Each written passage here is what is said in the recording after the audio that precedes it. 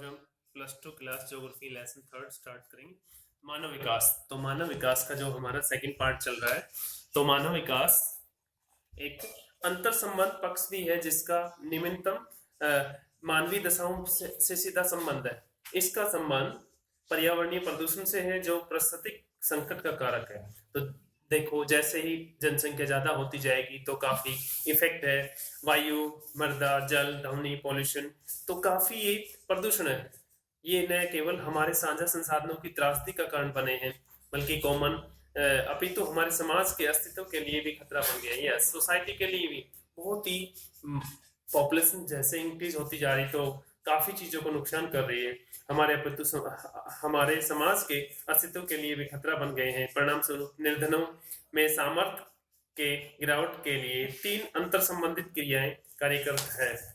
सामाजिक सामर्थ्य में कमी, विस्थापन और दुर्लभ होते सामाजिक बंधनों के कारण। पर्यावरणीय सामर्थ्य में कमी प्रदूषण के कारण है। व्यक्तिगत जो इंडिविजुअल सामर्थ्य में कभी बढ़ती बीमारी और दुर्घटनाओं के कारण। यस, काफी एक्सीडेंट है एंड काफी डिजीज बीमारी बढ़ती जा रही है। उनके जीवाणु की गुणवत्ता और मानव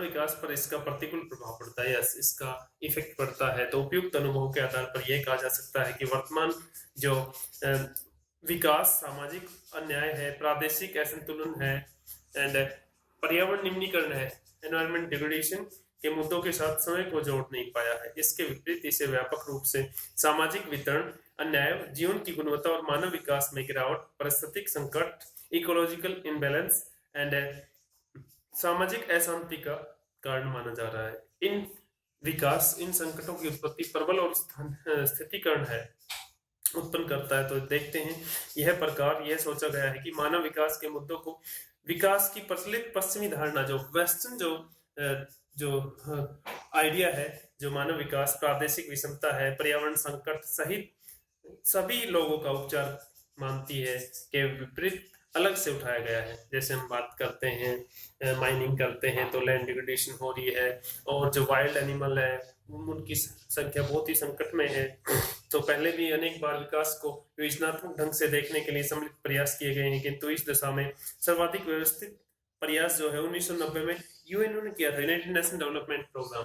तो सबसे पहले 1990 में UNDP, United Nation Development Programme चलाया था कि एवरी कंट्री, हर देश का जो मानव विकास के बारे में इन्हें रिपोर्ट दी थी। तो प्रथम मानव विकास रिपोर्ट का प्रकाशन किया गया 1990 में। तो तब से यह संस्था प्रतिवर्ष विश्व मानव विकास रिपोर्ट को प्रकाशित करती आ रही है। यह रिपोर्ट न केवल मानव विकास को परिभाषित करती है, इसके सूचकों में संशोधन और परिवर्तन लाती है और स्कोरों के आधार पर विश्व के देशों का कोटिक्रम भी बनाती है।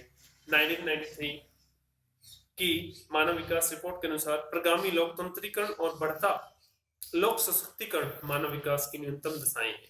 इसके अतिरिक्त यह भी उल्लेख करता है कि मानव विकास लोगों को केंद्र में रखकर बुना जाना चाहिए, सेंटर में रख के बुना जाना चाहिए, न कि विकास को लोगों के बीच रखकर। यस, बिल्कुल सही बात है, जैसा कि पहले होता था। आप मानव भूगोल के मूलभूत सिद्धांत नामक अपनी पाठ्य पुस्तक में इन संकल्पनाओं, सूचकों और मानव विकास के उपागमों तथा सूचकांक के परिकलन की विधियों का पहले ही अध्ययन कर चुके हैं। आइए इस अध्याय में हम भारत पर इन संकल्पनाओं और सूचकों के अनुप्रयोजता को समझे। तो भारत में मानव विकास, तो हम अभी इंडिया की बात करते हैं कि भारत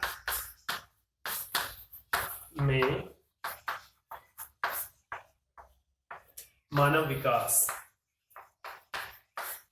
तो भारत में करते हैं ह्यूमन डेवलपमेंट के बारे में देखते हैं। जैसे 28 स्टेट है, तो बेस्ट स्टेट हम केरला की बात करते हैं, वहां पे हेल्थ एंड लिटरेसी रेट बहुत ही हाई है। हरियाणा की बात करें, महाराष्ट्र, पंजाब या बिहार की बात करें, उड़ीसा की बात करें, तो देखते हैं भारत में मानव विकास 120 करोड़ से अधिक जनसंख्या के साथ भारत मानव विकास सूचकांक के संदर्भ में विश्व के 172 देशों में से 134वें कोटि पे है। तो जो UNDP, United Nation Development Programme, जो 172 जो टोटल कंट्री का मेजरमेंट करता है, तो इंडिया का जो रैंक है वो 134 रैंक है एसडीआई में, ह्यूमन डेवलप इंडेक्स में। ह्यूमन डेवलप इंडेक्स में जो यूएनडीपी रिपोर्ट देता है, तो इंडिया का 134 जो रैंक है। तो एसडीआई के संयुक्त मूल्य 0.547 के साथ भारत का मध्य 3 टाइप का जो एसडीआई है, उच्च सूचकांक वाले देश, निम्न सूचकांक वाले, मध्य सूचकांक वाले देश। यूएनडीपी 2011 देशों की श्रेणी में आता है। तो हम बात करते हैं नॉर्वे। अगर हम वर्ल्ड की बात करें तो नॉर्वे जो बेस्ट कंट्री वर्ल्ड में, जिसका 0.943 एसडीआई ह्यूमन विकास सूचकांक है। ऑस्ट्रेलिया, उसके बाद संयुक्त राज्य America, Germany, Sweden, Switzerland, Japan, France, United kingdom, Argentina, Cuba, Malaysia, Brazil, Iran, Sri Lanka, चीन।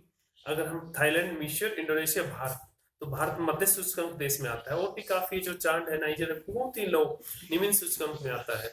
तो मानव विकास सूचकांक में निम्न स्कोर का होना गंभीर चिंता का विषय है, किंतु उपागम और राज्य देशों के सूचकांक मूल्यों के परिकलन के लिए चुने गए सूचकों उच्च कोटि क्रम निर्धारण पर कुछ आपत्तियां उठाई है। उपनिवेशवाद, साम्राज्यवाद, इंपीरियलिज्म है, कॉलोनाइजेशन है, या नव साम्राज्यवाद जैसे हिस्टोरिकल फैक्टर है। मानवाधिकार उल्लंघन, प्रजाति, धर्म, लिंग, जाति के आधार पर सामाजिक भेदभाव जैसे सामाजिक सांस्कृतिक कारक, अपराध है, आतंकवाद है, एंड युद्ध जैसी सामाजिक समस्याएं ही, और भारत की प्रकृति, सरकार का स्वरूप, सशक्तिकरण का स्तर जैसे राजनीतिक पॉलिटिकल फैक्टर है के प्रति संवेदनशीलता का अभाव जैसे कुछ कारक है जो मानव विकास की प्रवृत्ति के निर्धारण में निर्णायक भूमिका निभाते हैं। भारत तथा अनेक विकासशील देशों के संबंध में इन पक्षों का विशेष महत्व है।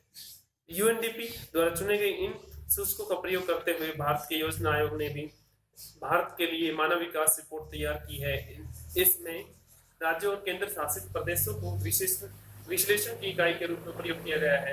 तदंतर जिलों को विश्लेषण की इकाई मानते हुए प्रत्येक राज्य सरकार ने भी मानव विकास रिपोर्ट तैयार करना आरंभ कर दिया है।